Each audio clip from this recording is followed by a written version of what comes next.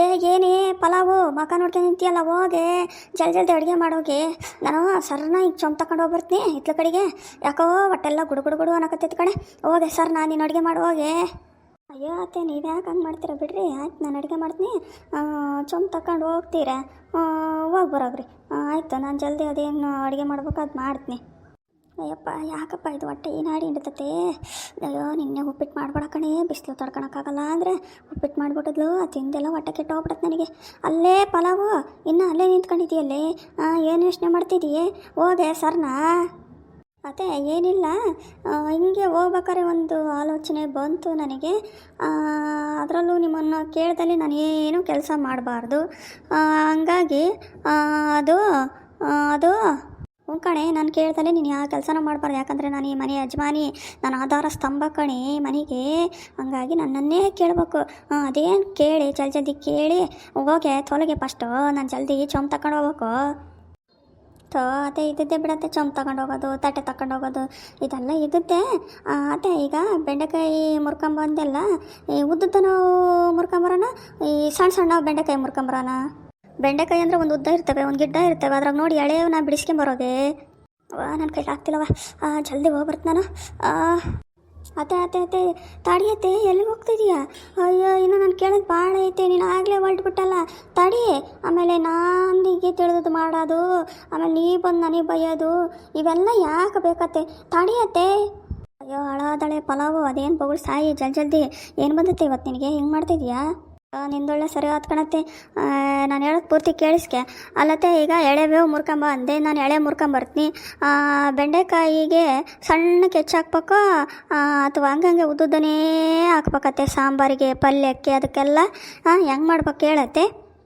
Cut ಮಾಡಿ ಹಾಕೆ. ಅದೇ ಕಣತೆ, ಯಾವ ಥರ ಕಟ್ ಮಾಡಬೇಕು?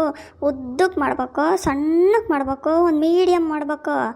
ಉದ್ದಕ್ಕೂ ಬೇಡ, ಸಣ್ಣಕ್ಕೂ ಬೇಡ, ಮಧ್ಯ ಒಂದು ಸಣ್ಣ ಸೈಜ್ನಾಗ ಒಂದು ಮೀಡಿಯಮ್ ಸೈಜ್ನಾಗ ಮಾಡಿ ನೋಡತ್ತೆ. ನಾನು ಎಷ್ಟು ಪ್ರೀತಿಯಿಂದ ಕೇಳ್ತಾ ಇದ್ದೀನಿ. ಇಡೀ ಊರಲ್ಲೇ ರಾಮಕ್ಕನ ಸೊಸೆ ಅಂದರೆ ನಂಬರ್ 1 ಆಗ್ಬೇಕಂತ ನಾನು ಎಷ್ಟು ಪ್ರಯತ್ನ ಮಾಡ್ತಾಯಿದ್ದೀನಿ.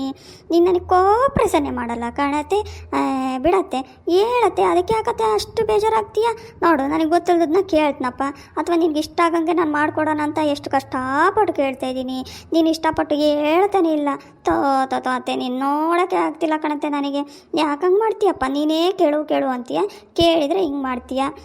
ಅದಿರಲಿ, ಈಗ ಸಾಂಬಾರಿಗೆ ಬೇಳೆ ಹಾಕಿ ಮಾಡ್ಬೇಕು, ಬೇಳೆ ಹಾಕ್ದಂಗೆ ಮಾಡಬೇಕು.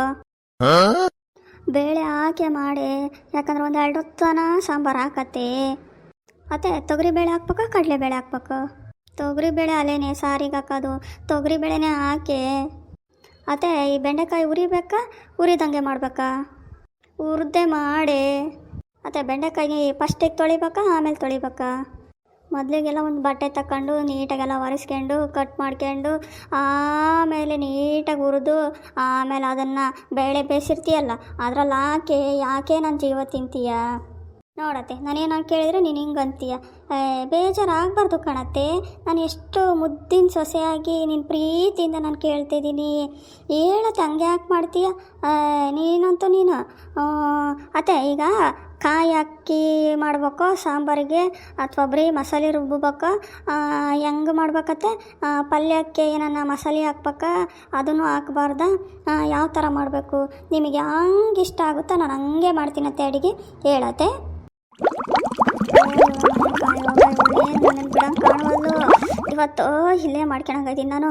ಅಪ್ಪ ಹೊಟ್ಟೆ ಗುಡು ಗುಡು ಗುಡು ಅಂತೈತೆ. ಇವಳನ್ನೇನು ಮಾಡೋಣ?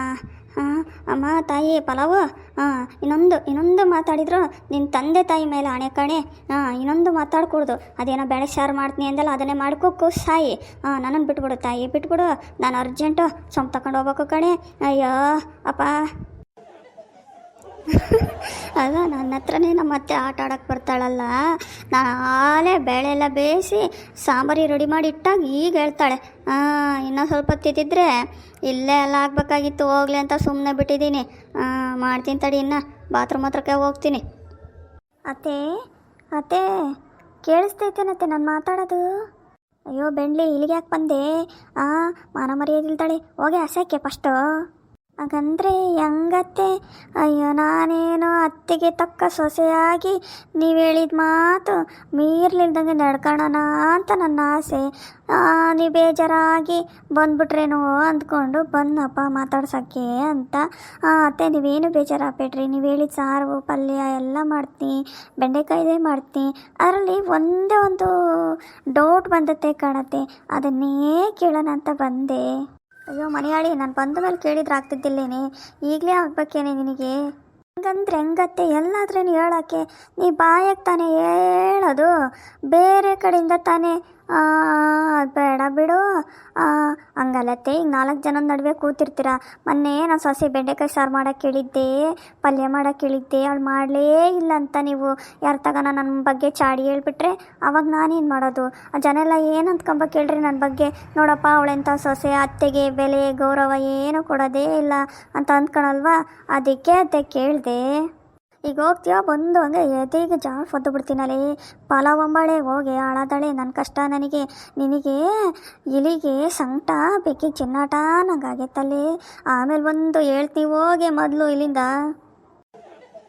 ನಾನು ಏನು ಕೇಳಬಾರ್ದು ಕೇಳಿದ್ನಂತೆ, ನೀವೇ ತಾನೇ ಹೇಳಿದ್ದು ನಾನು ಹೇಳ್ದಂಗೆ ಕೇಳಬೇಕು, ಈ ಮನೆ ಯಜಮಾನಿ ನಾನು ಹಂಗೆ ಹಿಂಗೆ ಅಂತ ಹೇಳಿದ್ರಪ್ಪ.